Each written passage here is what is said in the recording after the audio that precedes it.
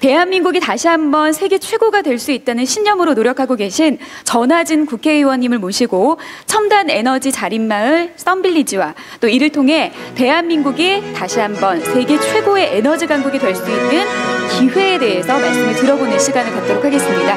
네, 여러분 반갑습니다. 전하진 의원님 박수로 부탁드립니다. 네, 오늘 이런 시간에 이렇게 많이들 와주셔서 너무너무 감사드립니다. 오늘 사실 아침 7시 반에 산업부 장관하고 미팅이 있었습니다.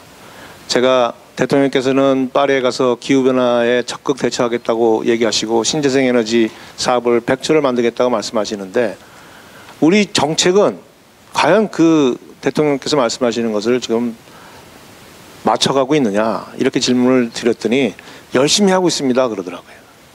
2024년에 석탄 발전이 34.7%가 계획되어 있습니다.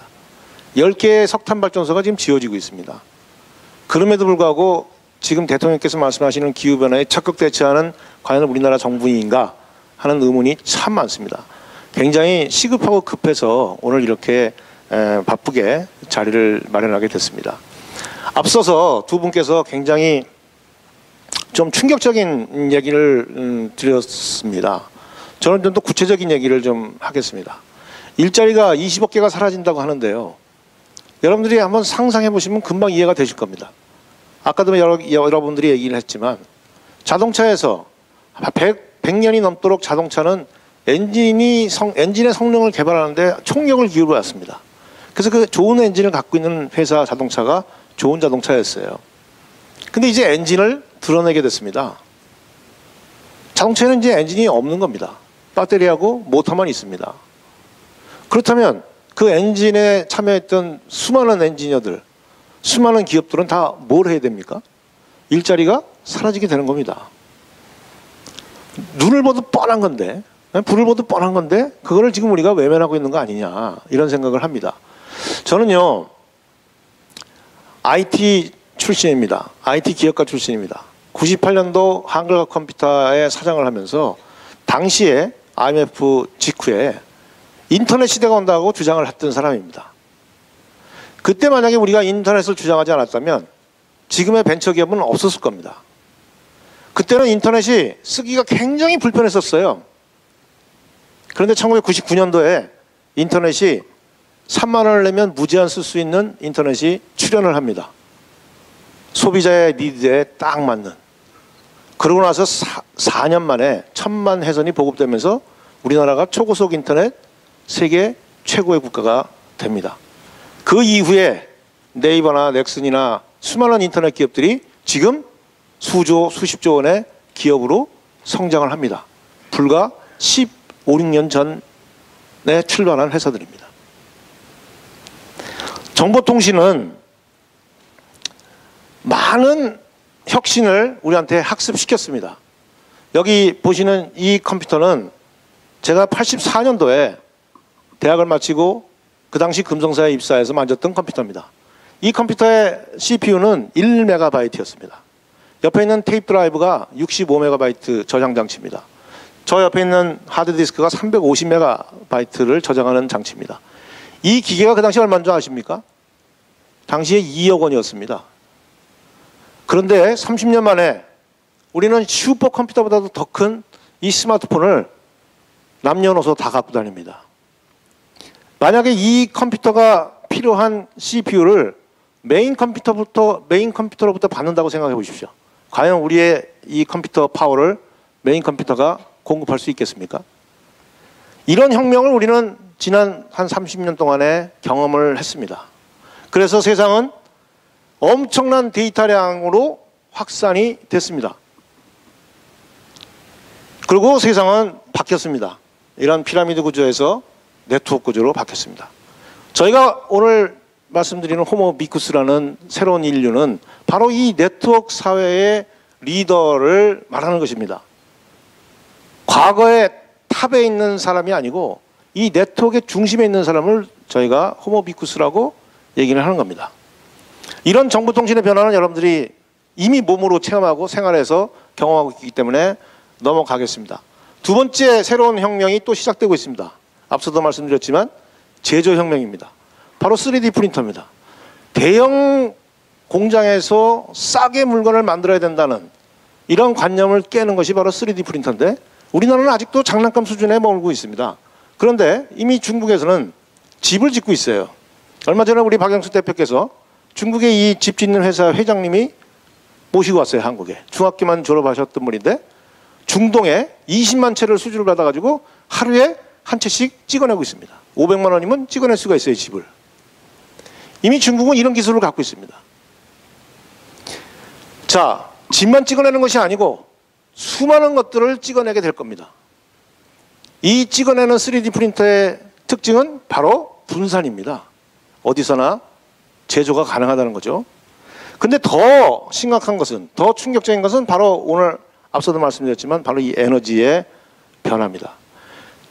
아까도 얘기가 있었습니다만 에너지는 이제 석유는 끝났다 하는 말씀을 드릴 수 있습니다. 태양광 1시간 정도 내리쬐는 양이면 우리 인류가 1년을 쓰는 양과 맞먹는다 이런 얘기가 있습니다. 잘 믿기지는 않지만 이런 데이터가 있습니다. 그럼 왜 태양광이냐?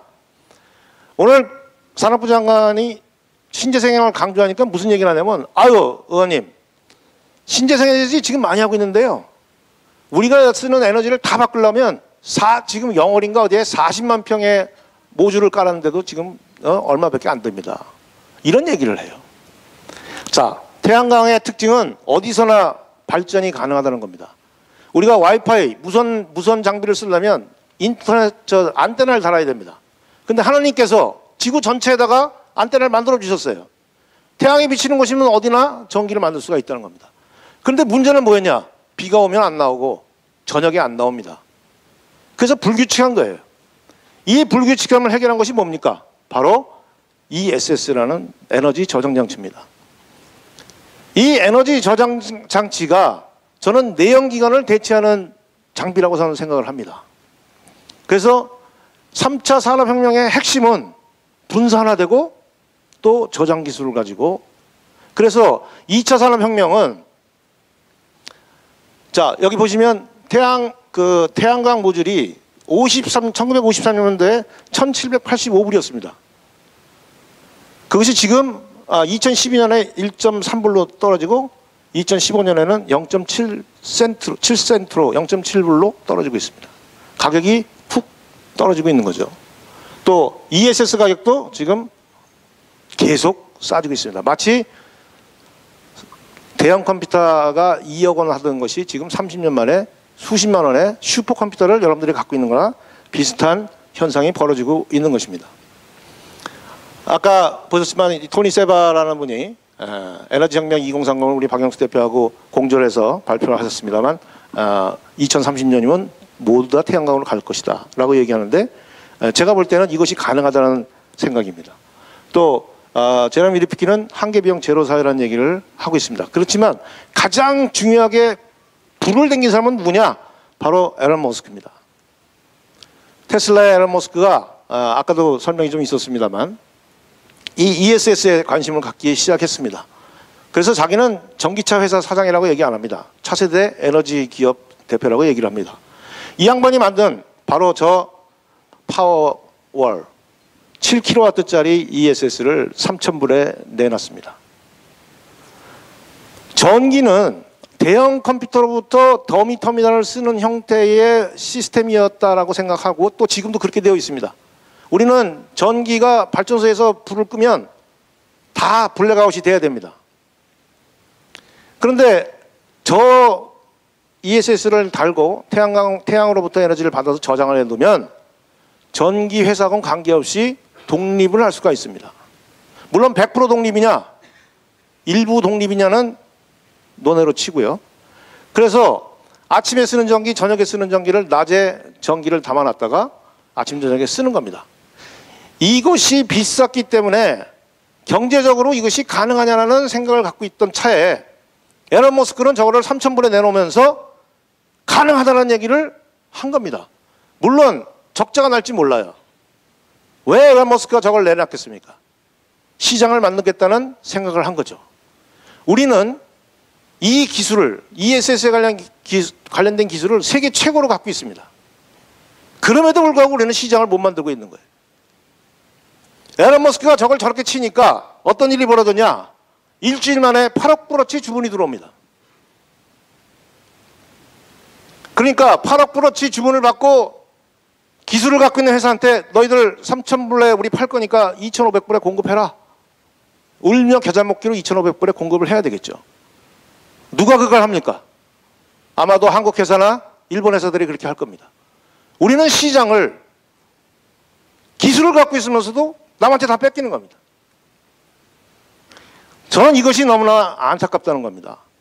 에런 머스크는 이 얘기를 하면서 아주 거대한 프로젝트를 또 발표를 합니다. 네바다 사막에다가 50기가와트짜리 공장을 짓는데 이 공장의 에너지는 전부 태양광으로 쓰겠다는 겁니다.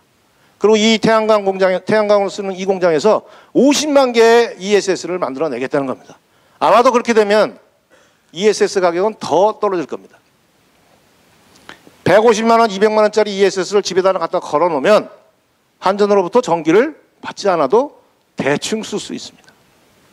이제 이런 세상이 발전소를 지으려면 10년이 걸리고 송전탑이 필요하고 송전선이 필요한데 이거는 아무 필요 없습니다. 안테나 꽂고 배터리 갖다 놓고 전기 담으면 그 다음 날부터 전기를 쓰는 겁니다. 아무런 인프라가 필요 없어요. 마치 PC를 우리가 사는 거나 똑같은 현상이 벌어질 겁니다.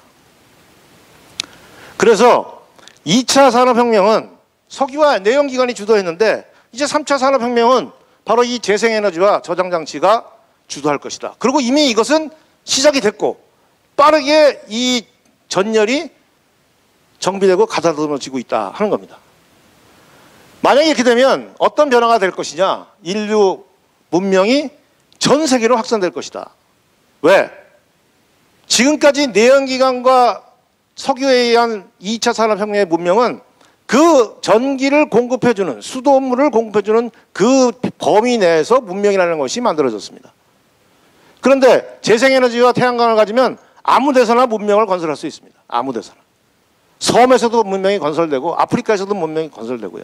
남미에서도 문명이 건설될 수 있다는 겁니다. 그래서 인류가 굳이 이 문명의 바운더리 안에서 살 이유가 별로 없어집니다. 제가 보기에는 분산화될 것이다. 그러면서 삶은 상당히 고도화될 것이다. 한계병이 떨어지면서 에너지 병도 절감이 되고 이렇게 예측을 해봅니다. 자, 우리가 30년 전에 386, 286, XT 이런 허접한 컴퓨터가 나왔을 때, 퍼스널 컴퓨터가 나왔을 때 이게 장난감이냐? 이게 뭐하는 기계냐? 이러고 있을 때를 한번 상상해 보시면서 이 그림을 보십시오. 지금 에너지의 PC가 출현을 한 겁니다. 이미 우루과이는 100% 재생에너지를 쓰고 있습니다. 몽골은 70%를 재생에너지를 쓰고 있습니다. 북한도 태양 파넬만 갖다 놓으면 저 안에서 선풍기도 틀고 전기도 켜고 컴퓨터는 못 쓰겠죠. 네트워크가 없으니까. 이것이 모이면 커뮤니티 솔라가 되고 커뮤니티가 만들어집니다.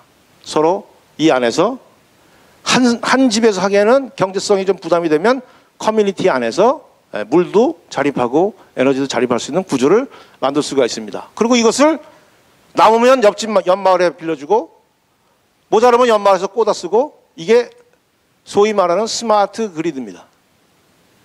이렇게 되면 대형 송전, 대형 배전, 분전이 필요가 없습니다. 바로 이것이 3차 산업혁명 이후의 문명의 모습이라고 저는 생각을 합니다. 자, 이게 바로 2차 산업혁명의 결과입니다. 2차 산업혁명에 의해서 만들어진 문명은 이 남미나 아프리카나 저 호주에 아주 광활한 땅을 그대로 원시로 남겨놨습니다. 이제 우리는 이 땅을 우리가 가지고 있는 기술로 공략할 수 있는 기회가 있는 겁니다. 우리 최진석 교수라는 분이 TV에 나와서 이런 얘기를 했습니다. 우리가 선진국이 되려면 표준화를 해야 된다. 남의 표준을 따라가서는 패스트 팔로우밖에 될 수가 없다. 그래서 표준을 선도해야 된다는 생각을 합니다. 그래서 제가 제안하는 것은 바로 썬빌리지입니다. 썬빌리지가 뭐냐? 에너지, 물, 식량을 자립해보자는 겁니다. 작은 단위의 마을에서 왜 우리는 물 부족한다면서 빗물을 받지 않습니까? 왜 상수도 시설에서만 물을 받습니까? 왜 저수지에 받습니까? 왜 아파트 단지에서는 물을 받아놓고 정수하고 사용하지 않습니까? 얼마든지 그런 기술이 있습니다. 또 에너지도 태양광을 받으면 전력회사와 관계없이 독립적으로 쓸 수 있습니다. 이런 것들을 독립해보자는 겁니다. 그리고 쓰레기도 그 안에서 리사이클을 합시다 하는 거예요. 또 그 공동체에서 정말 행복을 느낄 수 있는 공동체에서 서로가 서로의 상부상조하는 그런 마을을 만들어 보자 하는 겁니다. 다 그럴 수는 없겠습니다. 당장은. 그렇지만 문화 예술인들 이런 분들은 지금 당장도 가능하리라고 생각을 합니다. 바로 이런 겁니다. 각 마을에서 물, 에너지, 식량을 자립하고 인터넷이 만약에 들어온다고 가정했을 때 원격 교육, 원격 의료, 3D 프린터가 들어가면 원격 제조 이런 것들이 다 가능해집니다. 그래서 작은 문명을 만들었을 때 이 문명, 한마디로 썬빌리지라는 것은 아무데나 갖다 놓을 수 있습니다. 아무데나. 수도가 없어도 전기가 없어도 아무데나 갖다 놓을 수 있습니다. 아무데나. 그런 문명을 한번 만들어 보자는 거고요. 이 문명의 표준을 우리 대한민국이 한번 선도해 보자 하는 겁니다. 자, 여러분들 상식적으로 태양광에서 전기를 받으면 직류를 받습니다. 이 직류를 받은 것을 전기를 쓰기 위해서 다시 이거를 220V로 만들어서 220V를 공급하면 다시 또 가전제품들이 그거를 DC로 직류로 바꿔서 쓰고 있습니다. 왜 우리가 220V를 씁니까? 옛날에 전기를 멀리 보내기 위해서 만들었던 겁니다. 자, 썬빌리지 안에서는 그냥 직류로 쓰자 우리끼리. 표준을 그렇게 만들자는 겁니다. 24V 표준을. 그리고 이왕이면 무선으로 공급해주자. 무선으로. 기술이 있는지 없는지 모르겠습니다. 그렇지만 24V 무선을 만약 공급을 한다고 가정했을 때 그 썬빌리지 안에 있는 가전제품들은 전부 파워 케이블 같은 게 구창게 없는 거죠. 그래서 물과 에너지와 식량이 잘 자립될 수 있는 그런 IoT 기술, 이런 모든 기술을 집약해서 이 썬빌리지를 우리만의 독창적인 문명 마을을 한번 만들어 보자는 게 제 제안입니다. 그런데 삼성은 이미 비슷한 개념의 빌리지를 삼성 디지털 빌리지라고 해서 가봉, 에티오피아, 사우스아프리카의 세 군데의 실증단지를 지금 운영하고 있는 것 같습니다. 자, 이것은 어떤 기회를 우리한테 줄 수 있느냐? 보십시오. 이게 북한입니다. 전기가 없어서 김일성 사진만 비치고 있습니다. 북한 땅입니다. 저희가 조사해본 바로는 북한의 전력시설은 우리나라의 10분의 1밖에 안 되고 그 10분의 1 중에 약 20% 내지 30%만 가동 중에 있습니다. 제일 먼저 통일이 됐을 때 뭐가 필요하겠습니까? 에너지를 공급해야 됩니다. 근데 그 에너지를 어떻게 공급합니까? 지금 통일부나 산업부에서 갖고 있는 생각은 현재 있는 발전시설을 개보수하겠다. 35조가 든다고 그럽니다. 추가로 더 발전소를 지어야 되겠다. 한 200조 정도가 들어가야 된다고 생각합니다. 여러분, 지금 그렇게 하는 것이 과연 맞는 방법이겠습니까? 그래서 제가 제안하는 겁니다. 자, 북한에다가 썬빌리지를 갖다 덮자. 마을 단위로 갖다 주자. 마을 단위로. 우리가 문명을 키트로 만들어서 이 문명을 마을 단위로 갖다 주자. 갖다 주면 그 다음날부터 선풍기도 틀 수 있고 배터리를 좀 더 많이 갖다 주면 에어컨도 틀 수 있습니다. 모터도 돌릴 수 있고요. 물을 정수할 수도 있어요. 전열기도 쓸 수 있습니다. 그래서 부족하면 연마을에서 갖다 쓰는 네트워크를 만드는 겁니다. 만약에 이 문명이 북한 땅에 만들어졌을 때는 3차 산업혁명 이후에 제레미 리프킨이 얘기하는 새로운 문명이 북한에 건설되는 겁니다. 우리나라는 기득권들이 있습니다. 전 세계 어디나 마찬가지입니다. 아까도 보셨지만 석유 메이저들, 전력회사들 이런 데들이 다 죽지 않으려면 버텨야 됩니다. 그렇기 때문에 태양광은 못 쓸 것 이러고 얘기하고 있습니다. 그런데 북한은 다행히도 그런 저항 세력이 없습니다. 자기들 돈 갖고 안 해도 남의 돈 갖고 해야 됩니다. 그렇다면 우리가 만약에 여기를 새로운 문명의 발상지로 만든다면 또 우리 한국 기업들이 힘을 합쳐서 이것을 만든다 그러면 전 세계가 아마 우리를 찾게 될 것입니다. 제가 얼마 전에 IPU 총회에 가서 가나 의원을 만났어요. 가나 의원한테 제가 이런 썬빌리지를 우리가 만들고 있다. 어휴, 우리 지역 가서 좀 만들어줘 그래. 자기 나라가 아니고 우리 지역구에 와서. 어떤 나라나 이 썬빌리지는 필요합니다. 그리고 이 썬빌리지는 아주 재난용, 로우 코스트 버전부터 하이 퀄리티까지 만들 수 있습니다. 배터리를 많이 넣느냐 적게 넣느냐에 따라서, 선풍력만 켜게 할 건지 에어컨까지 켜게 할 건지에 따라서 얼마든지 가변적으로 만들 수 있습니다. 우리가 이것을 가장 재난용을 만들어서 해외 재난이 만들어진, 재난이 난 국가에 이 썬빌리지를 공급해줘도 됩니다. 원조를. ODCA 자금으로. 태양광은 아까도 나왔습니다만 일자리가 많이 늘어난다고 합니다. 특히 여기 보시면 태양광 발전 연구하는 분들, 탄소 배출 중개인, 온실가스 인증 심사원, 시너지 유지 보수원 등등등이 생기는데, 그냥 제 상상만 하더라도 전 세계에서 썬빌리지를 달라 그러면 우리 베이비붐 세대들, 지금 등산 가는 일밖에 할 일 없는 분들이 이 썬빌리지를 들고 문명을 전파로 안으라고 하면서 라오스도 가고 캄보디아도 가고 중국도 가고 교육도 시키고 설치도 해주고 유지보수도 해주고 엄청난 일이 저는 생길 수 있다고 생각합니다. 우리 청년들은 썬빌리지라는 것이 완성된 제품이 아니기 때문에 군데군데 비어있는 기술들이 많이 필요합니다. 작업이 일어나고 기술 개발이 일어나고,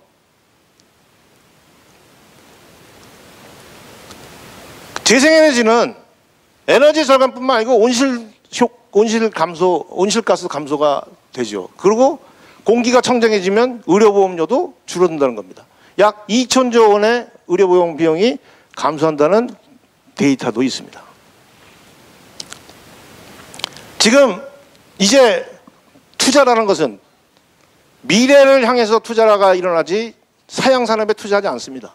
이미 돈은 미래 산업에 투자가 되고 있습니다.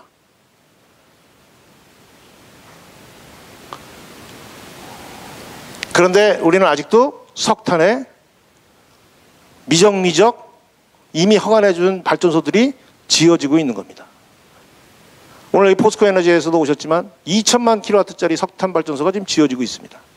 그런 것들이 가동됐을 때 우리는 정말 세계에서 10위권의 에너지 소비국, 탄소 배출 에너지 소비국입니다. 우리 한국이. 부끄러운 나라가 될 수밖에 없다.